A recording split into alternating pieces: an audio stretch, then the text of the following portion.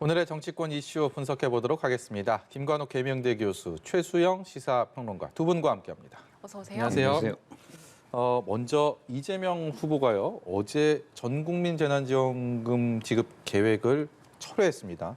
사실 대선 후보가 본인이 그동안에 그렇게 강조했던 정책을 철회하고 접는 것 자체가 그렇게 흔한 일은 아니고, 평소에 또 이재명 후보에 대한 이른바 추진하는 그런 이미지들이 를 고려할 때 더더욱 좀 놀라운 결정이 아닌가 싶은데, 우선 민주당에서는 유연한 결정이다라는 평가가 나오고 있습니다. 전반적으로 어떻게 보고 계십니까? 저도 거기에는 동의해요. 그러니까 사실 이재명 후보가 추진력 이런 걸로는 굉장히 많은 인식을 지금 얻고 있지만, 유연하거나 이런 어떤 반응성의 문제는 사실상 조금 이렇게 많이 각인이 안 됐던 측면이 많았거든요. 그런데 지금 재난지원금과 관련해서 윤석열 후보 같은 경우는 손실보상 50조를 얘기하고 있어요. 네. 이 두 후보가 사실상 이런 다른 얘기를 하면서 이것이 논쟁이 되고, 이런 어떤 논쟁이 사실상 지금 굉장히 고난을 겪고 있는 자영업자나 소상공인들에게 이 손실보상금이 지급되는 것을 오히려 더 늦추는 효과가 있기 때문에, 이런 시급한 상황 속에서는 오히려 자신의 어떤 입장을 바꿔서라도 빨리 이분들에게 재난지원금 이 아니더라도 예. 손실보상금이 빨리 지급될 수 있는 상황을 만드는 것이 더 좋겠다는 그런 생각인 것 같아요. 그런데 지금 아까 우리가 얘기했지만, 이 부분은 또 다른 측면에서는 국민들이 이 정부 부채 관련한 우려가 또 있거든요. 그런 측면에서 상당 부분 이제 재난지원금에 대해서 부정적인 여론이 있었어요. 그러니까 그런 부분까지도 받아들이는 일종의 이제 반응성과 유연성을 높여서 국민들의 입장에 한 발자국 더 다가가는 그런 어떤 태도를 이번에 보여줬다, 이렇게 긍정적으로 저는 평가합니다. 네. 그래서 야당의 생각은 좀 다른 것 같아요. 지금 대선 국면이란 특수성 때문인지 이재명 후보 결정 두고 정치적으로 굉장히 비판을 하고 있는데, 특히 김기현 국민의힘 원내대표 같은 경우에는 이번 선택을 가리켜서 혼란을 오히려 가중시켰다. 국정 운영을 마비시켰으니까 여기에 대해서 사과를 해라. 이런 이야기도 했죠. 야당 입장에서는 사과를 요구하는 건 당연한 거겠죠. 왜냐하면 이 논란으로 인해서 사실은 당청 갈등뿐만 아니라 604조에 이번에 우리 그 정부가 올린 예산 체계도 흔들릴 뻔했던 사례였기 때문에 이제 그렇게 반응하는 건 저는 당연하다고 보는데, 저는 이재명 후보가 출구 전략을 찾은 거라고 봅니다. 그러니까 이 교수님 말씀하신 것처럼 사실 재난지원금 지급에 대한 국민의 60% 이상이 계속 반대를 했거든요. 그 중에서도 가장 20대 반대가 심했어요. 계층별, 연령별 데이터를 놓고 보면은 20대 반대가 68%에서 70%에 이르는 숫자로 나왔기 때문에, 네. 2030을 지금 쫓겠다, 소구하겠다 하고 하는 이재명 후보 입장에서는 그렇게 반대가 심한 걸 정면으로 밀어붙였다가 2030뿐 아니라 중도층의 반발도 불러일으키고 대한민국의 법 체계도 흔들 수 있다라는 이제 그런 여당 후보로서의 이제 위험성도 있었기 때문에 당연히 저는 이제 철회한 것으로 보여지는데, 다만 제가 여기서 좀 눈여겨보는 거는 이것이 혹시 어떤 캠페인 어떤 그 전략의 전환점이 아닌가라는 그 점을 제가 보고 있는 거죠. 그러니까 이재명의 브랜드가 그거 아닙니까? 이재명은 합니다. 그런데 사실 저는 이재명 후보의 성과주의가 어느 정도 한계에 부딪혔다고 보는 거예요. 말하자면 캠페인 과정에서 일산대교 문제도 사실 지금 법원이 가처분 신청을 받아들인 상황이고, 지금 이렇게 기본소득뿐만 아니라 재난지원금이라든가 주 4일제, 그다음에 던지는 이슈마다 반응들이 좋지 않았단 말이에요. 그러니까 이재명 브랜드에 어느 정도 손상이 왔다 그러면 이것을 전환시켜서 이재명은 제대로 한다라는 걸 보여주기 위해서 지금 한 발 빼는 전략을 저는 가질 수도 있다. 그런 측면에서 놓고 보면은 이재명 후보가 던졌던 가상화폐 과세라든지 국토보유세 도입, 기본소득, 이런 것들에 대한 앞으로의 스탠스 전환이 어떻게 이루어질 것인가. 저는 이 점을 한번 주목해 보고 싶습니다. 네. 분야별 정책, 그러니까 계속 직진하던 이재명 후보가 브레이크를 건 게 비단 전국민 재난지원금뿐만이 아니고, 어제 같이 또 나온 얘기가 특검에 대한, 대장동 특검에 대한 기존의 생각과 좀 다른 얘기. 다시 말해서 앞서서 조건부 특검까지는 말을 했는데, 특검을 적극적으로 도입해야 된다라는 좀 뉘앙스가 짙게 이렇게 들여지면서, 과연 이 진위, 그리고 어떤 의미가 있을지도 궁금합니다. 그러니까 사실은 특검도 원칙론적으로는 검찰의 수사가 마무리되고 나서 이제 하는 것이 맞거든요. 그리고 지금 앞서 있었던 특검 13개도 모두 다 그런 형태로 전개가 된 거고요. 그러니까 그런 원칙적인 수사를 기다렸던 건데, 지금 국민의 그 답답한 정도를 이 검찰의 수사 속도가 따라가지 못하고 있다. 그런 측면에서 많은 국민들이 지금 검찰의 이 수사를 보다는 특검을 요구하는 그런 여론들이 굉장히 많거든요. 지금 이재명 후보 입장에서는 그걸 관통해내야 되는 그런 상황이기 때문에 조건 없이 어떠한 상황에서도 이 특검을 받겠다라고 정면 돌파를 하는 그 선택을 한 거죠. 예. 앞서 우리가 얘기했던 대로 재난지원금, 이 지금 특검 문제 모두 다 사실 여론의 어떤 부분에서는 좀 약간 불리했던 측면이 있습니다. 이 부분에 본인이 꺼리낄 게 없다 생각하고 자신 있게 관통해내는 어떤 리더십을 지금 보여줌으로 해서 상황의 어떤 반전을 꾀하고자 하는 그런 측면이고, 아까 우리 재난지원금 얘기 잠깐만 좀 말씀드리면, 이 재난지원금이 사실 굉장히 긍정적인 효과는 보였어요. 지난 4분기 연속으로 해서 사실상 이 코로나 상황에서도 소득이 올랐거든요, 전체적으로. 그리고 소득 분포도도 개선된 측면이 있어요. 그래서 지금 이 부분에서 지금 뭐 여력이 없고 여러 가지 상황적인 어떤 부분 때문에 이재명 후보가 뒤로 물러서긴 했지만, 아마 향후에는 본인이 어떤 상황이 온다 그러면 이 부분에 대한 어떤 자기의 의지 뭐 이런 것들은 계속 살아있을 것이다. 저는 이렇게 생각합니다. 예. 네, 다시 특검과 관련된 이야기로 돌아와서 지금 이재명 후보가 조건 없이 수용을 하겠다고 입장을 밝혔지만, 이와 동시에 지금 윤석열 후보의 부산저축은행 부실 수사 문제도 같이 특검 대상에 올려야 된다 이렇게 주장을 하고 있습니다. 지금 윤석열 후보 같은 경우에는 물귀신 작전이다 이러면서 강하게 반발을 하기도 했지만, 그러려면 쌍특검으로 가져가라 이렇게 받아들이는 네. 모양새거든요. 네. 예. 그러니까 뭐 윤석열 후보 입장에서는 지금 그 지지율이 고공행진하는 그런 추세가 굳어지고 있는 상황에서 여기서 뭐 수세로 몰릴 이유는 없다는 거죠. 그러니까 국민들이 사실은 뭐 이 대장동 의혹이라면은 설계에 대한 문제, 그다음에 이것이 과도하게 민간 업자에게 돌아간 문제가 본질인 거지. 사실 10년 전에 그 자금의 출처가 부산저축은행에서 그때 특검을 제대로 하지 못해서 그 자금이 살아나서 거기로 갔다는 건 뭐 맥락은 있을 수 있으나 사실 그것이 본질적 원인이라고 생각하는 분들은 많지 않을 거예요. 그런 측면에서 뭐 윤석열 후보가 그럼 한번 털자라고 이제 얘기한 것 같은데, 저는 이제 이재명 후보가 이 타이밍을 저는 본 거는 지금 지지율과 사실 상관이 있다고 보는 거예요. 그러니까 왜냐하면은 지금 21일 날 지금 대통령과 국민과의 대화가 있지 않습니까? 지금 어쨌든 이재명 후보의 지지율이 국정 지지율보다도 낮은 상황이에요. 그러면 대통령과 각을 세우고 당청 갈등을 해가면서까지 지금 이 캠페인을 이끌어갈 동력이 사실 없는 거죠. 그런 마당에서 특검이라든가 재난지원금이라든가 이런 민감한 이슈들이 이제 문 대통령한테 20일 날 질문이 갈 거란 말이죠. 그런 것들에 대해서 미리 본인이 이슈를 사전 정리를 하면서 대통령과의 대통령과 국민의 대화를 조금 폭넓게 열어놓은 그런 전 전략적 측면이 있다고 보는 거죠. 그렇기 때문에 타이밍을 아마 수요일, 목요일로 잡은 것 같은데, 저는 어쨌든 윤석열 후보가 이것을 받아내는 거는 설령 지금 뭐 김 교수님 말씀하셨지만 특검이 도입된다 하더라도 이제까지 13개 특검에 합의해서부터 착수된 날까지의 평균 길이 43.5일이었어요. 네. 그러면 이제 사실 그러면 이제 아무리 빨라도 12월 말이나 돼야 된다는 이야기인데, 그렇다면 사실은 이게 신체적 진실보다는 결국은 두 후보가 국민들에게 자, 우리는 꺾일 거 없이 털어보십시다라고 해서 국면을 전환하는 계기가 될 수 있기 때문에 예. 저는 윤석열 후보가 통 크게 수용한 거다. 그런 전략적 측면에서 뭐 다음 주부터 국회에서 여야가 논의하겠지만, 제가 보기에 또 대상, 범위, 시기 이런 걸 놓고 상당히 또 시간을 소진할 가능성도 크다고 봅니다. 재난지원금 철회도 그렇고 특검 수용 입장도 그렇고 이재명 후보 입장에서는 그야말로 승부수를 던진 건데 어떻습니까? 좀 통할까요? 저는 뭐 기본적으로 지금 이 특검이 가장 이제 중요하지 않습니까? 이제 대장동 의혹에 대한 어떤 국민적인 어떤 생각들이 굉장히 많이 있고, 이것이 사실 지금의 대선 국면을 규정하고 있거든요.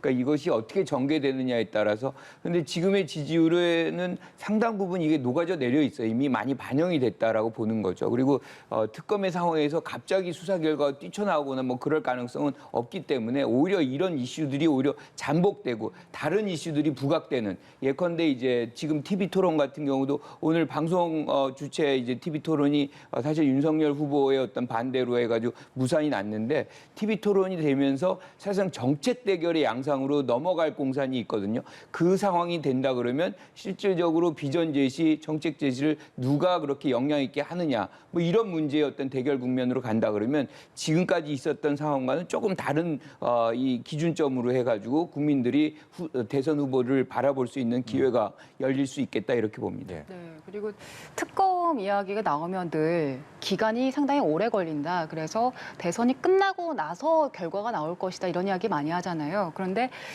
특검 제도 중에서 또 상설특검이라고 해서 비교적 좀 기간이 짧은 특검에 대해서 야당 측에서는 상설특검을 하자 주장을 하고 있는 입장인 것 같은데 이 두 여야의 합의점을 좀 찾을 수 있겠습니까? 그 제일 중요한 건 사실 시기하고 대상이거든요. 지금 우리 얘기했지만 부산저축은행 뭐 이 부분에 대해서도 포함시킬 거냐 말 거냐. 지금 윤석열 후보 같은 경우는 그거 포함시키면 일종의 물타기다. 이 수사가 제대로 안 된다라고 얘기를 하지만 사실 거기서부터 시작을 해요. 1,100억을 대장동에 대출을 합니다. 그리고 그 대출을 미끼로 해가지고 한 분이 11억 가량의 뒷돈을 챙겨요.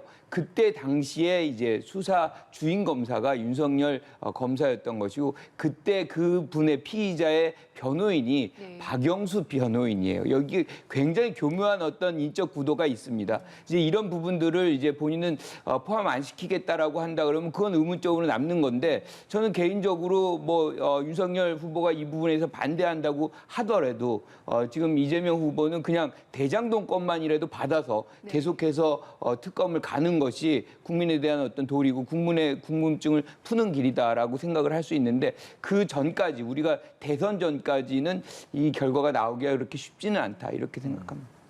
그러니까 저는 이 특검이라는 게 이제 물론 상설 특검하면 시간을 당기는 건 있지만 네. 그래도 기간 이런 건 정해야 되는 거거든요. 예. 그다음에 대상, 합의를 범위, 해야겠죠. 그건 합의가 돼야 되죠. 그러니까 그럼에도 불구하고 그렇게 한다 하더라도 속도는 빨리 낼 수가 없긴 한데 저는 이제 여기에서 이제 이재명 후보가 이제 여기에서 빨리 대장동 프레임에서 빠져나와야 되는 이유 중에 하나가 국민의 지금 특검 도입 여론은 70%에 가깝지만 또 여기서도 가장 높은 특검 도입 연령층이 20대예요. 공정과 정의를 그러니까 이재명 후보가 아무리 얘기해도 안 믿으니까 이걸 털고 가야 되는 거기 때문에 저는 제가 보기에 지금 사실 어떤 좀 윤석열 후보가 좋다. 부산저축은행도 받겠다고 해서 아마 그것도 논의 대상이 테이블에 올라갈 겁니다.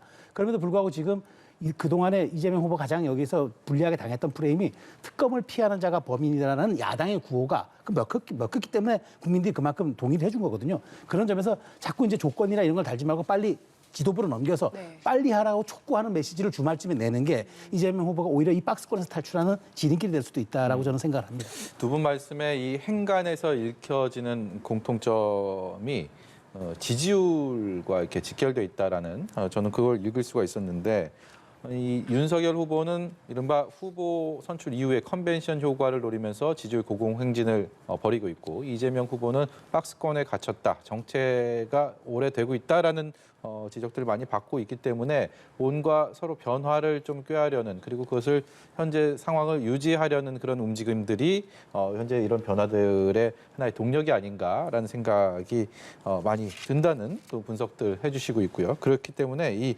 여론의 흐름이 또 어떻게 움직이고 있는지 다시 한번 좀 얘기를 해보도록 하겠습니다. 오늘 나온 한국갤럽 여론조사 결과인데요. 어제 4개 기관의 합동 여론조사인 NBS만 해도 두 후보의 격차가 상당히 오차 범위 내에 줄어들었다. 그래서 컨벤션 효과가 이제 좀 그 효과가 좀 덜해지고 경감되고 있는 상황이다라는 분석들이 많았는데 갤럽의 여론조사에서는 여전히 오차 범위 밖에 윤석열, 이재명 후보의 지지율이 형성돼 있습니다. 어떻게 봐야 되는지 궁금합니다. 이 갤럽은 한 달마다 하는 거거든요. 그리고 이제 이렇게 전화로 해가지고 통화로 해서 개별적으로 ARS가 아니라 지금 이거는 여전히 컨벤션 효과를 지금 보고 있는 상태다라고 저는 생각을 하거든요. 그래서 이재명 지사가 컨벤션 효과 없이 계속해서 저런 낮은 흐름을 이제 유지하는 상황 속에서 윤석열 후보는 실질적인 어떤 컨벤션 효과의 어떤 그 이상까지도 지금 맞물려서 특히나 이제 야권의 어떤 정권 교체 요구가 윤석열 후보에게 집중되는 그런 경향성이 이번 갤럽 조사에서는 나타났다 뭐 이렇게 보는데 어제 또 데이터를 보면은 또 그 격차가 굉장히 오차 범위 내로 줄어들었어요. 이제 이 범위와 이제 이런 부분들의 어떤 차이가 이제 좀 나타나고 있는데 이런 부분들은 뭐 이 선대위가 특히나 이제 국민의힘의 선대위가 어느 정도 정지 작업이 마무리가 된다 그러면 새롭게 국민들의 시각이 조정이 되면서 아마 어느 정도 새로운 새로운 출발점의 지지도가 형성이 될 가능성이 있다 이렇게 생각합니다. 예. 네, 그리고 이번에는 마찬가지로 한국갤럽의 조사인데 후보 4명에 대한 호감 여부를 물어봤습니다. 호감이 간다는 응답이 윤석열 후보가 37%로 가장 높았고요. 그 다음으로는 이재명 후보가 32%. 근데 네 후보가 모두 50%가 채 되지 않습니다. 네. 그래서 이번 대선 두고 역대급 비호감 선거다 이런 이야기들 많이 하잖아요. 왜 이렇게 비호감도 높은 겁니까? 그러니까 이게 진영 선거로 치러지다 보니까 지금 사실 또 이 윤석열, 이재명 후보 전부 다 지금 검찰 조사를 받고 있는 상황이고 또 안철수 후보, 심상정 후보는 사실 국민에 대한 피로도가 사실 있는 것도 맞아요. 왜냐하면 심상정 후보는 안철수 후보가 너무 많은 출마를 했기 때문에 신선감이 떨어져서 그러면 이렇게 사실 의회 경험이 전무한 사람이 주요 정당의 후보가 되고 그다음에 이제 군소 후보들은 다 여러 번 출마자들이 다시 올라오고 그러니까 네. 국민이 관심을 가질 이유가 없는 거죠. 그러니까 저는 오히려 어떤 그 의회의 경험이 없는 사람들이 이렇게 주요 정당 후보가 된 거는 일종의 유권자의 반정치주의에 기인한다고 보기 때문에 반정치주의라면 정치를 혐오한다는 이야기거든요. 예. 그렇다면 비호감도가 높을 수밖에 없는 게 사실상 논리적으로는 당연한 귀결이긴 한데 어쨌든 이 조사에서 주목되는 거는 윤석열 후보의 비호감도가 지난번보다 많이 줄어들었어요. 네. 그건 뭐냐면 컨벤션 효과를 많이 누리는 것뿐만 아니라 보수층이 지난번 국민의힘 경선 과정과 윤석열 후보 선출 이후에 2주간의 과정을 통해서 많이 뭉쳤다는 얘기죠. 그러면서 이제 자신이 미는 후보에 대한 그런 어떤 리스크를 제거해주는 차원에서 저렇게 많은 응답을 한 것 같은데 어찌되었건 저는 이제 저 여론조사가 사실은 디테일을 보는 클로즈업이 아니라 전체적인 윤곽을 살피는 와이드샷에 가까운 게 여론조사거든요. 그렇기 때문에 흐름과 추세를 놓고 본다면 그래도 어쨌든 1차 포연이 지금 가라앉은 상황이 점차 되고 있어서 조정기에 들어갔다고 봐야 될 겁니다. 아마 다음 주 조사는 조금 더 조정기를 거칠 것 같은데 예. 저기에 여야 후보 1위 1비할 게 아니라 지금부터는 윤석열 후보 같은 경우에는 자신이 이제까지 정권 교체 열망에 따른 반사 이익을 누렸지만 이제부터는 본인이 내가 수권 정당의 발광체가 된다는 걸 보여주는 입증하는 대목이 남았고 이재명 후보는 말 잘하는 사람의 말실수는 뼈 아파요. 그런 것들에 대한 리스크를 줄여가는 것. 예. 그게 앞으로 향후에 가장 우리가 주목할 포인트가 아닌가 싶습니다. 근데 호감도 같은 경우는 사실은 당선 가능성과 연동이 되어 있거든요. 지금 이 윤석열 후보가 당선 가능성이 좀 올라가면서 네. 사실 호감도도 좀 많이 같이 올라가고 있다. 이렇게 우리가 분석을 좀 해야 될 것 같고요. 그리고 가장 이제 이재명 후보가 지금 발목을 잡히고 있는 부분은 결국에는 이제 대장동 문제거든요. 그러니까 여기서 이제 우리가 뭐 갤럽에서도 계속 나오고 있지만 사실상 이제 특검을 받아들이면서 이 문제가 새로운 국면으로 전환될 때 유권자들이 또 여기에 대해서 어떤 이제 입장을 취하는가가 향후의 어떤 지지율에 변동에 영향을 줄 수 있겠다 이렇게 봅니다. 이번 주에만 해도 두 후보가 정말 왕성한 활동을 하면서 여러 메시지를 던졌고요.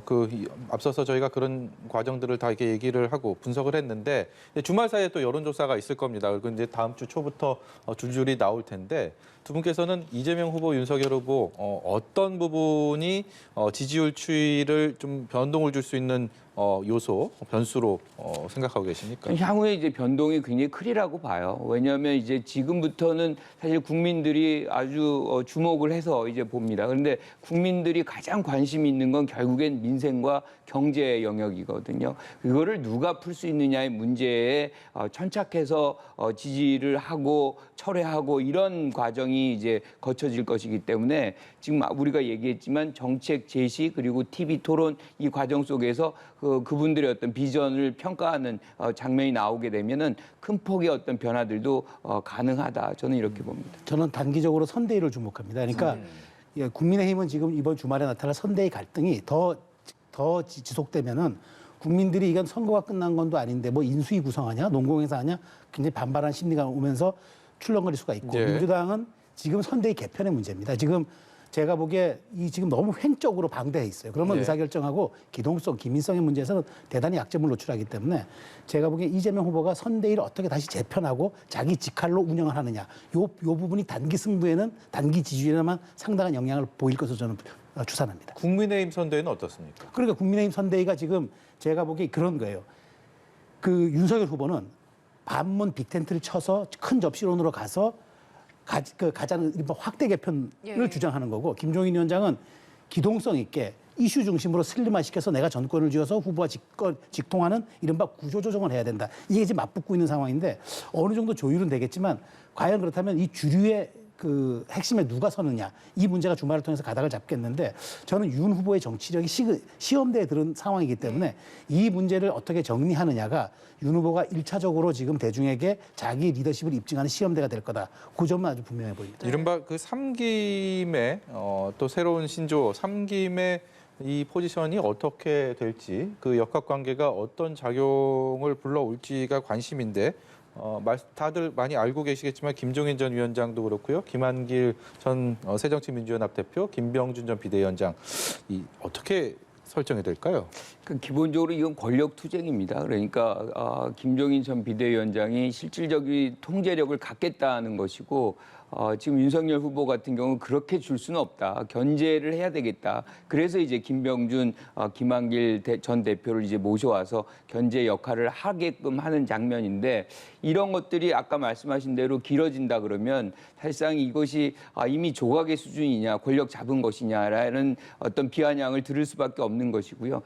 이게 몸을 이렇게 무겁게 가져가면 거의 뭐 이 방대한 규모의 어떤 선대위를 하는 것은 결과적으로 선대위라는 것은 선거를 이기기 위한 것인데 이게 목적이 돼버리는 이런 장면들이 만들어질 수 있는 것이고 지금 여당도 이게 몸이 무겁다는 거거든요. 신속적으로 어떤 문제가 발생했을 때 기민하게 대응하고 효과적으로 처리하고 뭐 이런 능력이 실질적으로 선대위가 필요로 하는 건데 지금은 일정 부분 나눠 먹는 자리 뭐 이렇게 이제 우리가 해석을 할 수 있는 것이고 우리가 더 이제 이거를 확대 해석하면 사실상 어떻게 보면 선거에서 승리했다라고 친다 그러면 그 이후에 어떤 권력 투쟁 양상을 그대로 지금 뭔가 이렇게 먼저 예고편 보듯이 보여주는 이 장면이라고도 생각할 수 있는 거거든요. 그래서 국민들은 이 부분에 대해서 그렇게 긍정적으로 보지 않는다. 그리고 특히나 이제 김종인 전 비대위원장이 부상을 하게 되면 여기 당의 후보는 두 얼굴로 보일 수가 있는 거거든요. 도대체 후보가 누구냐라는 부분 이런 것까지도 지금 감안하고 이런 어떤 선대위를 구성하는 것이 좀 필요하지 않나 이렇게 생각합니다. 네, 국민의힘 선대위 구성 과정을 두고 기싸움, 신경전 이런 표현들 굉장히 많이 쓰잖아요.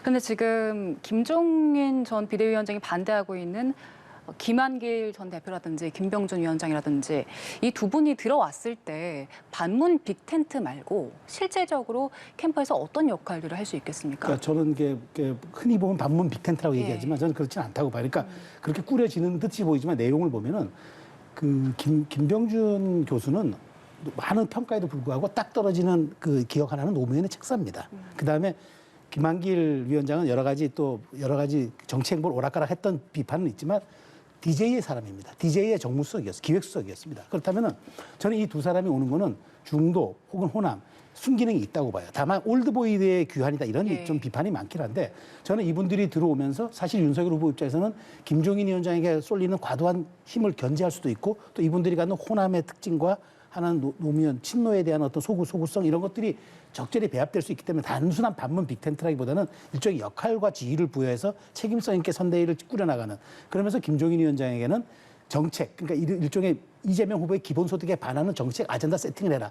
그런 쪽으로 역할을 몰아줄 수 있을 거라고 보기 때문에 저는 만일 이 구상대로 된다면은 다만 저는 이제 뭐 슬림화 측면에서는 조금 좀 비난의 소신이 있겠으나 윤석열 후보가 꿈꾸는 어떤 큰 접시론 거기에는 상당히 부합하는 그런 어떤 선대위 구성이 될 거다고 저는 생각을 합니다. 여의도 정가에서 흔히들 덧셈의 정치, 뺄셈의 정치 이런 표현들 많이 하는데 국민의힘에는 궁극적으로 덧셈의 정치, 특히 윤석열 후보에는 이렇게 될 거다라는 말씀이시고 민주당에서는 그 세 명의 삼김의 어떤 그 조합이 어떤 영향을 미치게 될지도 좀 궁금한데. 그렇게 되면 이제 민주당 입장에서는 사실 호남에 대해서 지금 사실 윤석열 후보가 굉장히 공을 들고 있기 때문에 호남에 대해서 상당 부분 이제 그 말하자면 그 전통적인 자기 지지층이라고 주장하는 그런 것도 약간 그 원심력이 약해질 수가 있을 거예요. 그런 점에 있어서 저는 이재명 후보는 제가 보기에 저쪽 프레임에 걸릴 필요가 없이 본인이 잘하는 것을